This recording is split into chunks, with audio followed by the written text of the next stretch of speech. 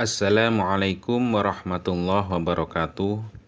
Bismillahirrahmanirrahim. Alhamdulillahirabbil alamin. Wassalatu wassalamu ala asyrafil anbiya wal mursalin wa ala alihi wa sahbihi ajma'in. Amma ba'du. Para pemirsa yang dirahmati Allah Subhanahu wa taala, dimanapun Anda berada, alhamdulillah kita bisa berjumpa lagi di channel Faidah Doa ini. Semoga perjumpaan kita kali ini bisa menambah ketakwaan kita kepada Allah Subhanahu wa taala, menambah keimanan kita, karena pada dasarnya semua yang kita alami adalah atas kehendak Allah Subhanahu wa taala. Anda ditakdirkan menemukan channel ini pun juga kehendak dari Allah Subhanahu wa taala. Tanpa kehendaknya kita tidak bisa apa-apa. Semoga dengan adanya channel ini bisa membantu para pemirsa semuanya yang sedang membutuhkan amalan atau doa-doa khusus untuk hajat-hajat tertentu. Semoga dengan wasilah amalan atau doa yang ada di channel ini, doa-doanya segera diijabah oleh Allah Subhanahu wa taala.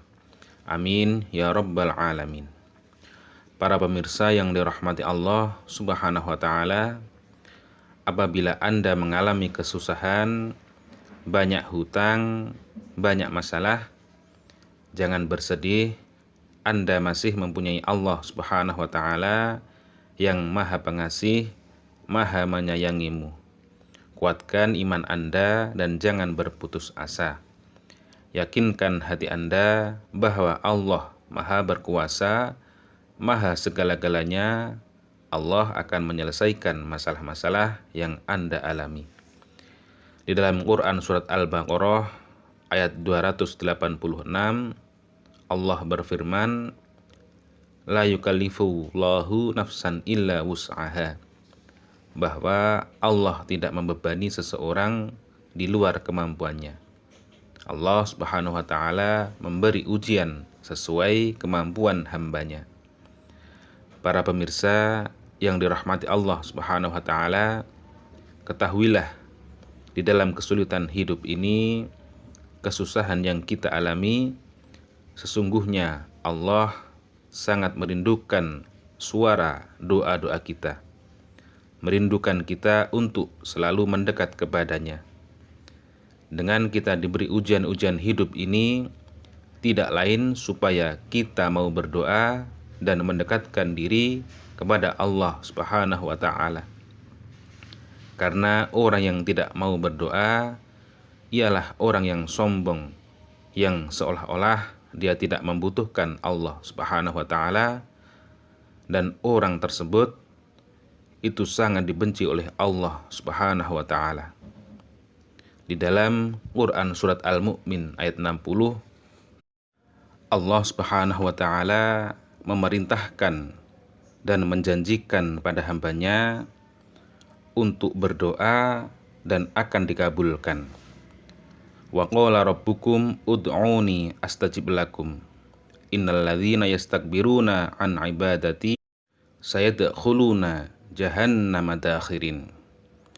Berdoalah kepadaku, niscaya akan aku kabulkan doamu. Sesungguhnya orang-orang yang menyombongkan diri dari menyembahku akan masuk neraka jahanam dalam keadaan hina dina. Maka dari itu, dengan merujuk ayat tersebut, kami tak bosan-bosannya mendoakan, memohon kepada Allah Subhanahu wa taala untuk para pemirsa semuanya yang setia menyimak kajian-kajian keutamaan doa di channel ini. Semoga hajat-hajat para pemirsa semuanya segera dikabulkan oleh Allah Subhanahu wa taala, selalu diberikan kesehatan, umur yang panjang dan berkah, rizki yang melimpah ruah. Yang sedang mempunyai amanah atau hutang, semoga secepatnya bisa melunasi. Dan yang paling penting dalam hidup ini, semoga kita semua selalu mendapatkan ridho dari Allah Subhanahu wa taala fid dunya wal akhirah. Amin ya rabbal alamin. Para pemirsa yang dirahmati Allah Subhanahu wa taala, pada kesempatan kali ini kami akan membagikan sebuah amalan, yaitu amalan sholat hajat khusus, yaitu yang dinamakan sholat hajat li alfi hajatin.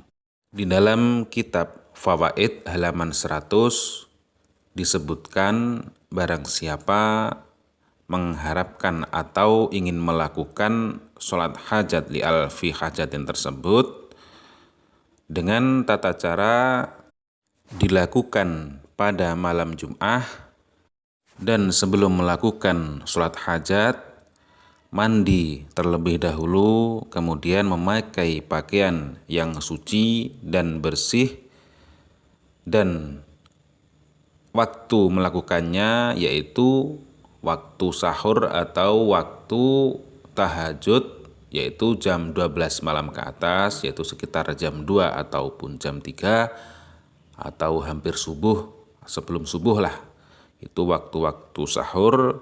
Maka apapun hajatnya, insya Allah Allah akan segera mengabulkan apa yang diinginkannya. Dan adapun tata cara atau kaifiyah mengamalkan sholat hajat li alfi hajatin tersebut, yaitu yang pertama niat sholat hajat 2 rakaat, yaitu usolli sunnatal hajati rakaataini mustaqbilal qiblati adaan lillahi ta'ala. Kemudian rakaat yang pertama membaca surat Al-Fatihah 1 kali. Setelah membaca surat Al-Fatihah, membaca surat Qul ya ayyuhal kafirun sebanyak 10 kali. Dan kemudian untuk rakaat yang kedua, yaitu membaca Al-Fatihah 1 kali dan dilanjut membaca surat Ikhlas sebanyak 10 kali, yaitu Qul huwallahu ahad ila akhirih sebanyak 10 kali. Kemudian setelah salam, kemudian sujud. Nah, di dalam sujud tersebut membaca sholawat sebanyak 10 kali. Adapun sholawatnya yaitu sallallahu ala Muhammad, sallallahu ala Muhammad, sallallahu ala Muhammad, dibaca sebanyak 10 kali. Dan dilanjut membaca subhanallah walhamdulillah wala ilaha illallah wallahu akbar wala haula wala quwata illa billahil aliyyil azim sebanyak 10 kali. Kemudian dilanjut membaca Rabbana atina fid dunya hasanah wa fil akhirati hasanah wa qina adzabannar sebanyak 10 kali. Kemudian Anda sebutkan hajat-hajat Anda, kemudian ditutup dengan wassallallahu ala sayyidina Muhammadin walhamdulillahi rabbil alamin.